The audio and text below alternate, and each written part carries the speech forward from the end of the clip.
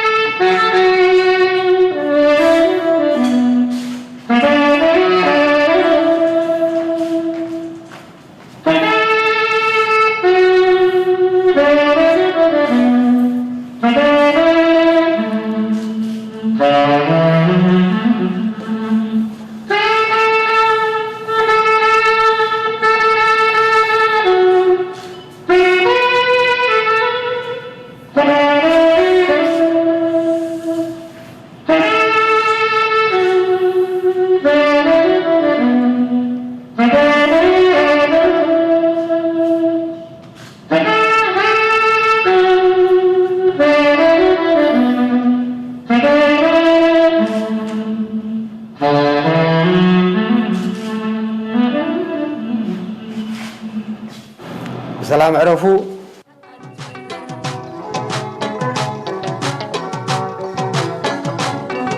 صراح نلم عزبريت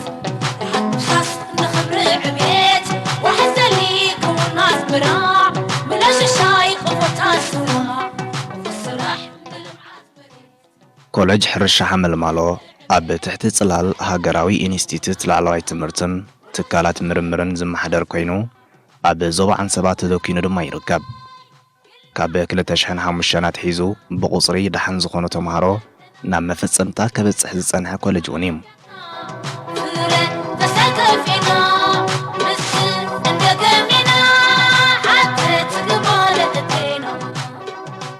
ዕላማ ናይዚ ኮሌጅ ቀዳማይ ብሕርሻዊ ስነ ፍልጠት ብቑዕ ናይ ሰብ ሓይሊ ምፍራይ ካልኣይ ኣብ ሕርሻዊ ስነ ፍልጠት ዘተኮረ ምርምር ምክያድ ብዋቢልካ ምህርቲ ከም ዝዓቢ ምግባርን ሳልሳይ ሕርሻዊ ምኽሪ ምሃብን ቴክኖሎጂ ናብ ሓረስቶት ከም ዝሰጋገር ምግባርን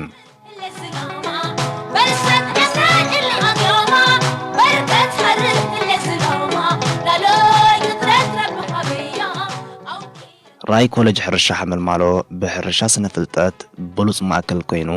ብቕዓት ዘለዎ ሓይሊ ሰብ ምፍራይ እዮም ኣብዚ ኮሌጅ ዝወሃባ ክፍልታት ትምህርቲ ምስ ንርኢ ኣብዚ ሕጂ እዋን 7 ክፍልታት ኣለዋ ንሳተንካ ስነ ፍልጠት እንስሳ ስነ ፍልጠት ዘራእቲ ስነ ፍልጠት ኣትክልትን ፍረታትን ሃብቲ መሬትን ኣከባብን ሓለዋ ጥዕና በቕሊ ሕክምና እንስሳን ስነ ፍልጠት ምግብን ቴክኖሎጂን ሓድሽ ክፍሊ ክኸውን ከሎ ሓድሽ ካሪኩለም ተሰሪሑን ጸዲቑን ኣብ 2020-2021 ኣካዳሚያዊ ዓመት ሓደስቲ ካልኣይ ዓመት ተምሃሮ ተቐቢሉ የምህር ኣሎም ብተመሳሳሊ እቲ ናይ 4ይ ዓመት ዲግሪ ፕሮግራም ናይ ሓለዋ ጥዕና እንስሳ ዝነበረ ናብ 6 ዓመት ክብ ብምባል ብዶክተር ሕክምና እንስሳ ክምረቑ ምእንቲ ካሪኩለም ተዳልዩ ጸዲቑ ካብ ቀዳማይ ሴሚስተር 2021 ጀሚሩ ሓደስቲ ናይ ካልኣይ ዓመት ተምሃሮ ተቐቢሉ እቲ ፕሮግራም ተጀሚሩሎም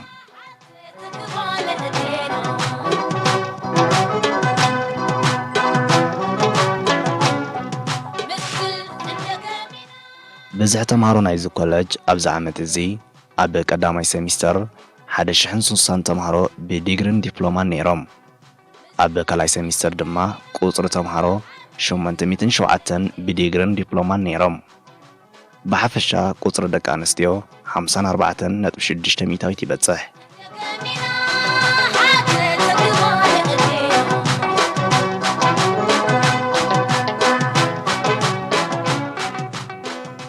ኣብዚ ኮሌጅ ዘሎ ህሉ ቁፅሪ መምሃራን 63 ኣቢሎም ይበፅሑ ካብዚኦም 45 ደቂ ሃገር ክኾኑ ከለዉ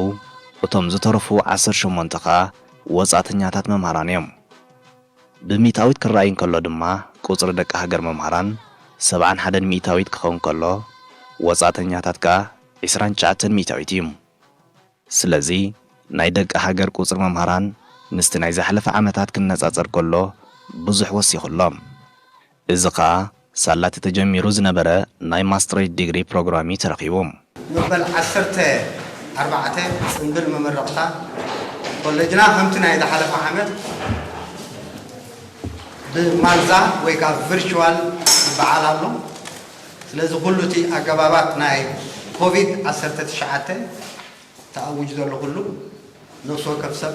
ኣብ ግብሪ ክውዕሎ ሓደራ ነበር ኣብቲ ዝቕፅል ዘሎ መደብና ንምእታው ሕጂ መጀመርያ ንኽቡር ፕሮፌሰር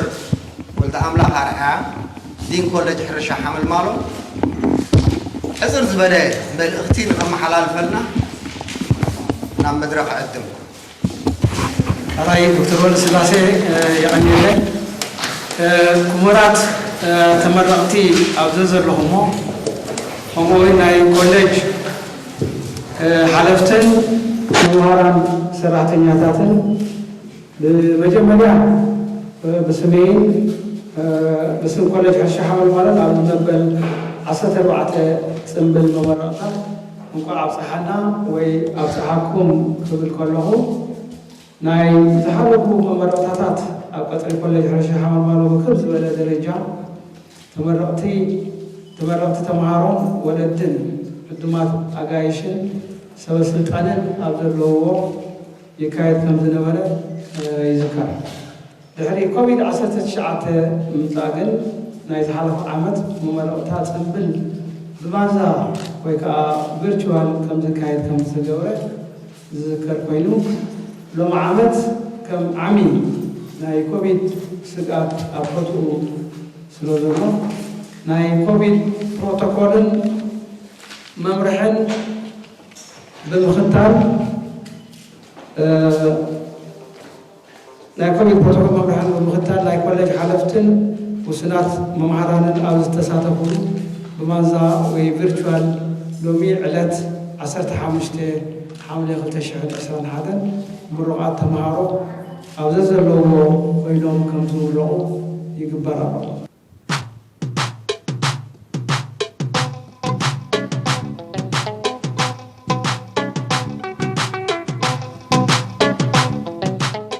ኣብ ጉዳይ ምምዕባል ዓቕሚ ሰብ 15 መምሃራን ካብኣቶም 9 ዶክተሬት ዲግሪ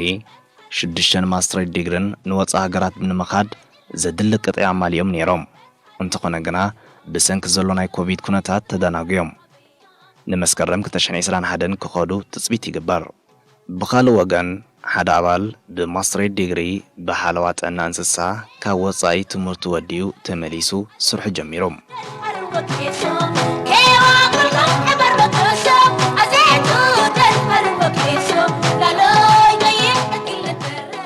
ኣብዚ መበል 14 ጽምብል መመረቕታ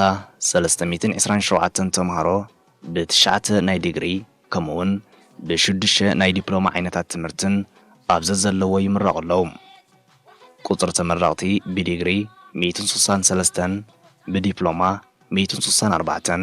ብድምር 327 ክኾኑ ከለዉ እዚ ኮሌጅ ካብ ዝጅምር ኣትሒዙ ብድምር ቁፅሪ ተመረቕቲ ኣብዚ እዋን 5472 በፂሕሎም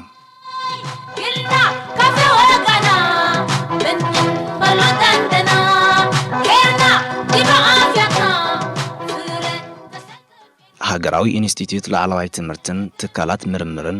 ንኮሌጅ ሕርሻ ሓመልማሎ ብዝሃቦ ስልጣንን ሓላፍነትን መሰረት ኣካዳማዊ ኮሚሽን ብቕዓቶም ተረጋጊጹን ጸዲቑን ኣብዚ ዘለዎ ይምረቑ ኣለዉ እቶም ዝምረቑ ዘለዉ ብክፍልታትን ፕሮግራምን ብዝርዝር ክርአ ከሎ ከምዚ ይመስል ሕርሻዊ ቁጠባ ብዲግሪ 25 ዲፕሎማ የለን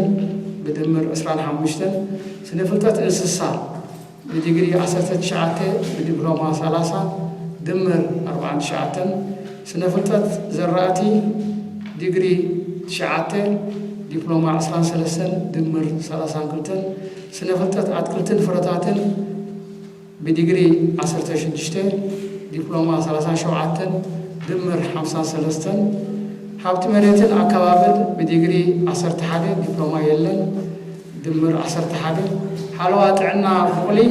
ዲግሪ 15 ዲፕሎማ 15 ድምር 30 ሓለዋ ጥዕና እንስሳ ዲግሪ ብዲግሪ 21 ብዲፕሎማ 35 ድምር 56 ሕርሻ ምህንድስና ብዲግሪ 24 ብዲፕሎማ 24 ድምር 48 ካብቲ ባሕሪ ስነፍልጠት ምግብን ባዮቴክኖሎጂን ዲግሪ 23 ዲፕሎማ የለውን ድምር 23 ስለዚ 327 ይምረቁለው ማለት እዩ ኣብዚ ሓለፈ ዓመታት ናይ ምሩቃት ናይ ኮሌጅና ኣብ ዝተፈላለዩ ሚኒስትሪታት ሚኒስትሪ ሕርሻን ሚኒስትሪ ማይን መሬትን ኣከባብን ተመዲቦም ግቦኦም ይፍጽሙ ምህላዎም ዝፍለጥ ኮይኑ ካብተን ዝሓለፋ ውሕዳት ዓመታት ግን መብዛሕትኦም ኣብ ኮርፖሬሽን ዘራእትን ጥሪትን ተመዲቦም ይሰርሑ ኣለዉ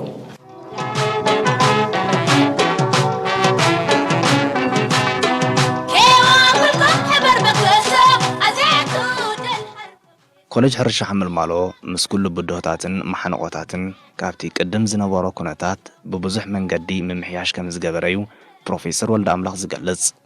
ኣብዚ ኣጋጣሚ እዞም ናይ መበል 14 ፅምብል ተመረቕቲ እንኳ ኣብዚ ኣብፅሓኩም ክብሎም ከለኹ ሓበን ይስምዓኒ ብድሕሪ ነዊሕ ግዜ ፃዕርን ድኻምን ብዲግሪን ዲፕሎማን ትምረቑ ስለ ዘለኹም እንኳ ሓጎሰኩም ከምኡውን ንቤተሰብ ተመረቕትን ንኮሌጅ ማሕበረሰብን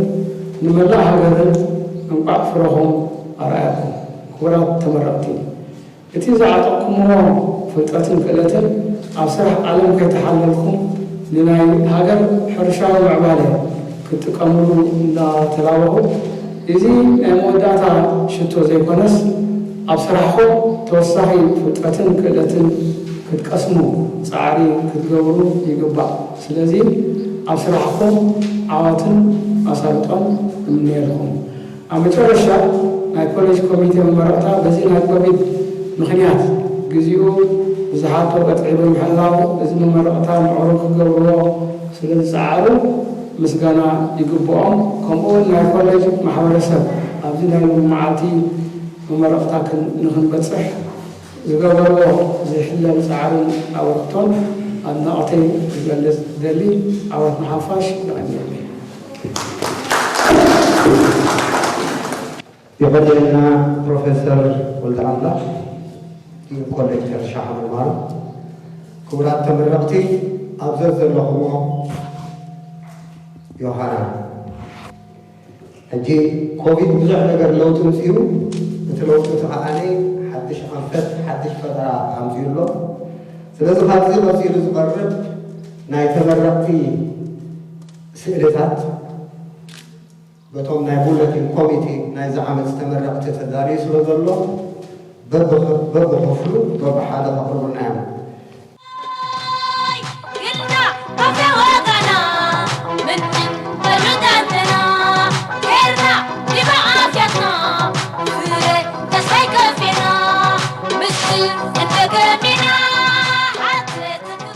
ናይ መዳልያ ተማሃሪት ዘብልቀ ሓንቲ ተማሃሪት ጥራሕ ዘለሓና ስለዚ ካብ ክፍሊ agricultural economics ወይ ሕርሻ ቁጠባ ሳሮን ግርማይ አንዱ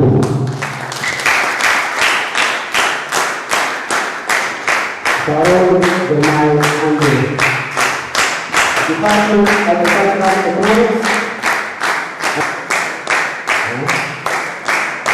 በተለይ ከፖለቲካና ኢትዮጵያ አዲስ አበባ በዚህ የሆነ ካናቺ ነዳጋ ተወሰደ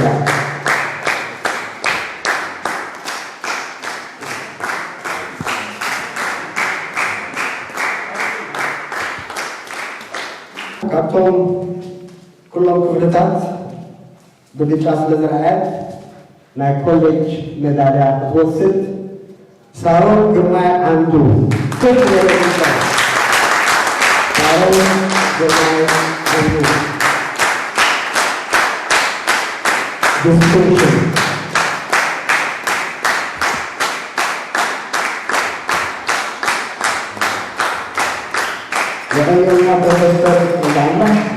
ስለዚህ እቲ ናይ ሜዳልያ ምዕዳል ፈፂምና ኣለና ዮሃና ተመረቕቲ ዮሃና ሳሮን ኣብ ቅድሚቶም መሳርሕቲ ሜዳልያ ወሰድኪ ስለዚ ንምምዕራግ ናይዚ ታሽውዚ ኩላህና ዶክተር ጨብጭበሎም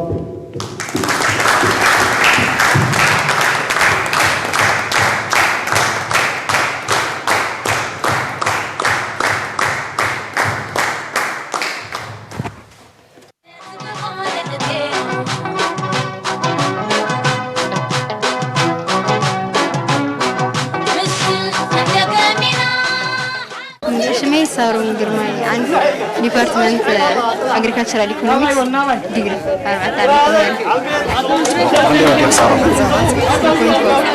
3.4 ጽቡቕ ከም ዝረአየክ ዘለኹ ዕውት ማዳልያ ናይዚ ዲፓርትመንት ከምኡ ናይ ኮሌጅ ተኸላላይቲ ስለዚ ከመይ ይስማዕ ከሎ ሕጂ ቅድም ብኹን ጀመር ስማዕና ጽቡቕ ስማዕና يحزننا كخلات مارتنا بحسب زي ما متما بدكم مرغينا ግን ኩነታት ይحገዘን ሓንቲ ዝግበር ነገር የለን እንግዲህ በተውሂብ ነዘለ መንገድ አነት ወኪል መዚያ ክምራመት ማለት እስካብቲ ናይ መማር ምስትማር ዝተሓልፈ ጉዕዞ ከመይ ይመስል ምናምን መስገን ደሓኒ መምሃራና ንፋዓት የሚሩ ተምሃሮን ከሙ ደሓኒ ዲስካስ ናገበርካ በሓንሳብ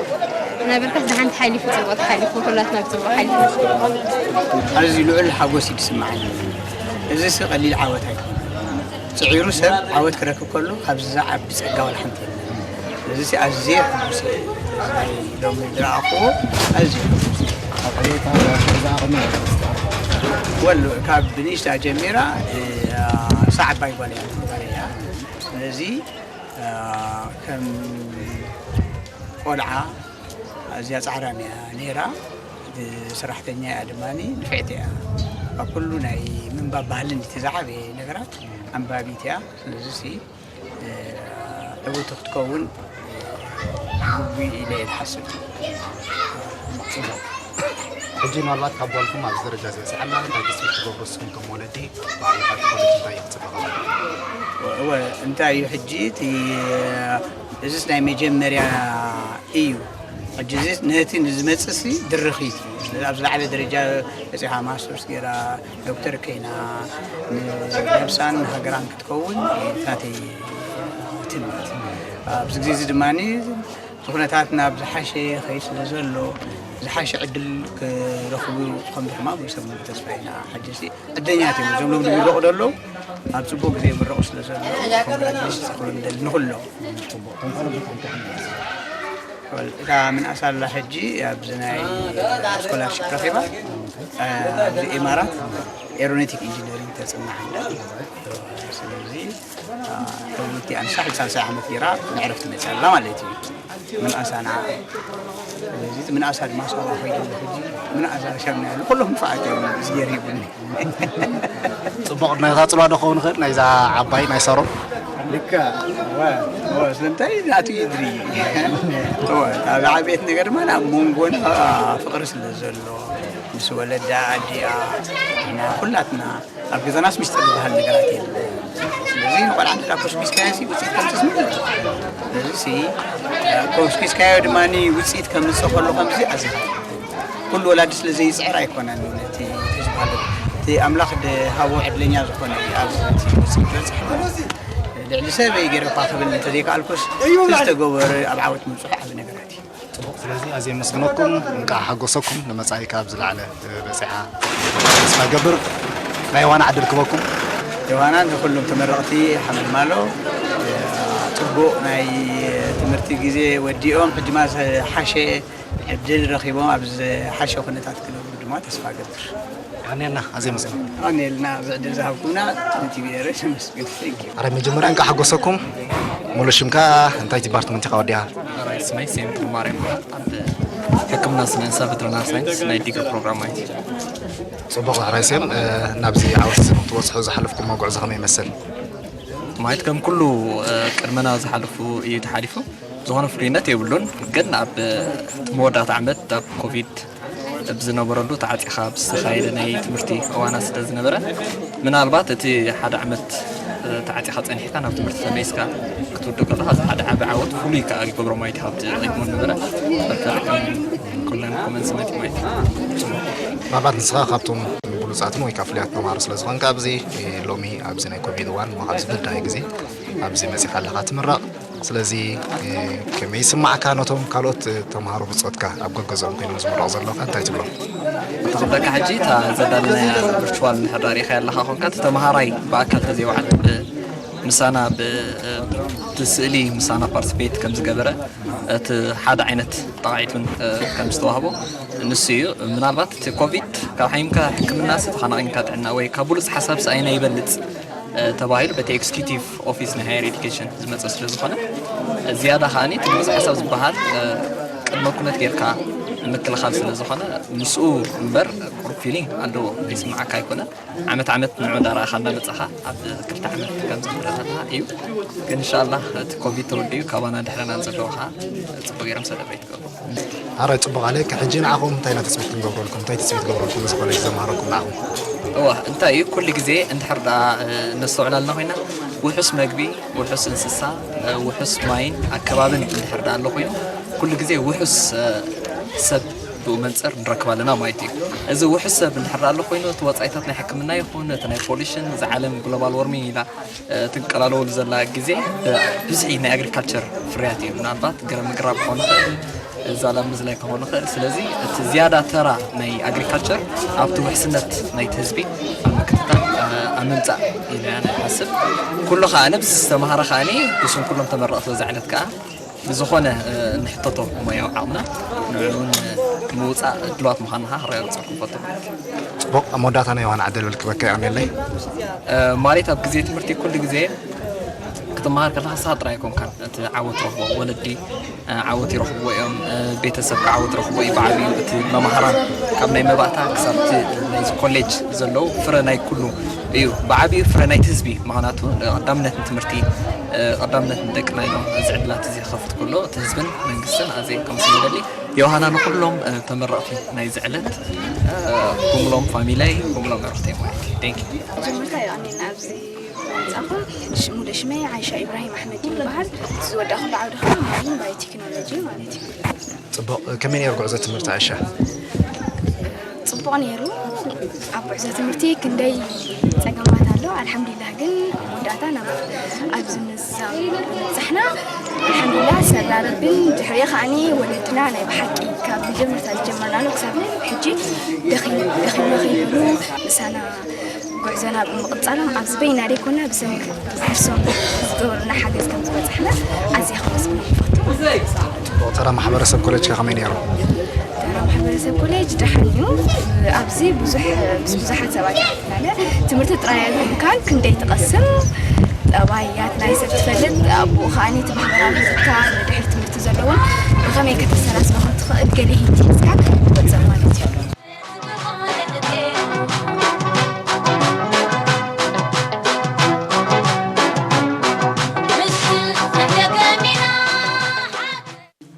قصير دلو تمدمنا تسرع دلو ناي فوتوغراف قوم لعمسول نقراس لو يخوني اللي نابتي مدرت مخالنا هقراو مزور كل زنبر